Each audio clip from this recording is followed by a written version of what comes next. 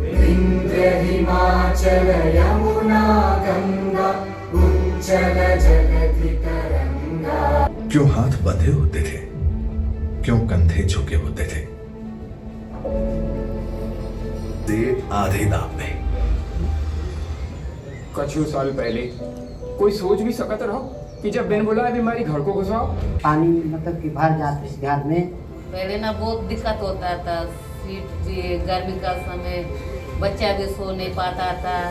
കോളേജിലെ സ്റ്റാർട്ട് பண்ணிட்டேன். நடுவுல கஷ்டங்கள் வந்தாலும் அதுக்கேத்த ஸ்கில்லும் கிடைச்சது, பெரிய ஆர்டர்ஸ் கிடைச்சது. और अब शौचालय है, पानी है, गैस भी है घर में. गुलामी के चिन्ह रिलीज हो रहे हैं ऐतिहासिक बजट आदिवासियों के लिए।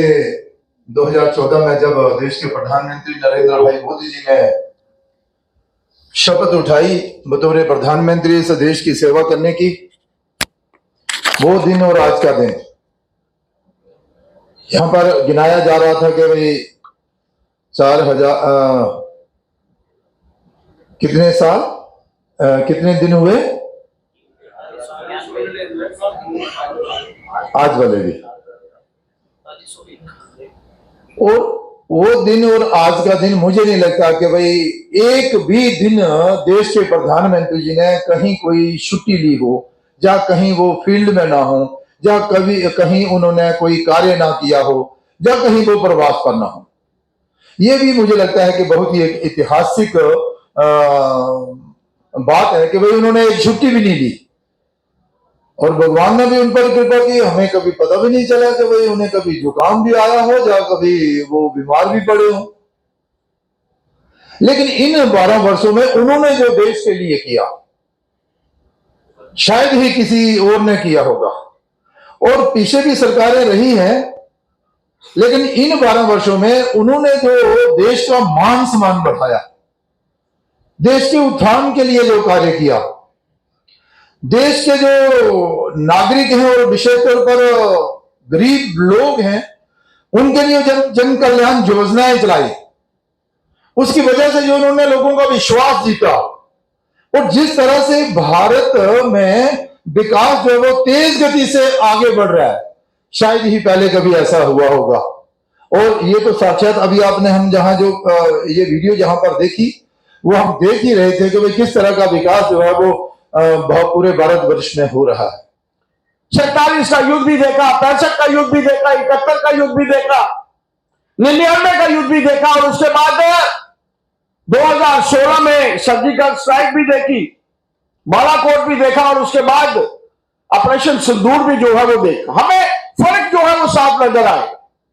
हर बार हमारे सैनिक कहीं भी हो, युद्ध चाहे वो 47 का था, 65 का था, 71 का था, हमारे सैनिक हर बार जीतते थे। लेकिन जब टेबल के ऊपर बैठने की नेताओं की बारी आती थी तो नेता हमेशा हारते। ये कंपैरिजन मैं आप लोगों के ध्यान में इसलिए लाना चाहता हूं कि फर्क होता है उन लोगों के बीच में जो देश को सर्वप्रथम मानते हैं। 99 में आप लोगों ने देखा कि किस तरीके से वो युद्ध हमारे ऊपर जो था वो थोपा गया, बताया गया कि हमारे सैनिक नहीं है, कबायली है, आतंकवादी है। और जिस तरीके से लद्दाख के बीच में करगिल में जाकर वो युद्ध हमारे सैनिकों ने पहाड़ियों के ऊपर जीता, लेकिन जब टेबल के ऊपर भी बैठने की बारी आती है तो नेता जो थे इस बार वो थे वो युद्ध जीते। लेकिन 3 वो बड़े स्ट्राइक्स युद्ध जिनके बारे में आप सबके सामने मैं बात रख रहा हूं, ये वो युद्ध है जो बताया गया पाकिस्तान को कि भारत आज बदला हुआ भारत है। इस 12 वर्ष के अंतराल में जो पाकिस्तान के बीच में घुसकर उनके लॉन्चिंग पैड्स को जो तबाह किया गया, वो अपने आप में इंडिकेटिव थे कि भारत आज झुकने वाला भारत नहीं है।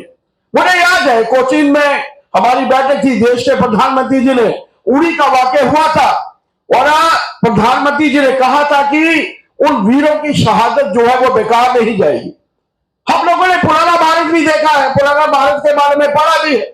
कभी लगता नहीं था कि ऐसा वातावरण हमारे सैनिक, हमारे नेता जो है वो क्रिएट करेंगे कि पाकिस्तान को जो है वो झुकना पड़े।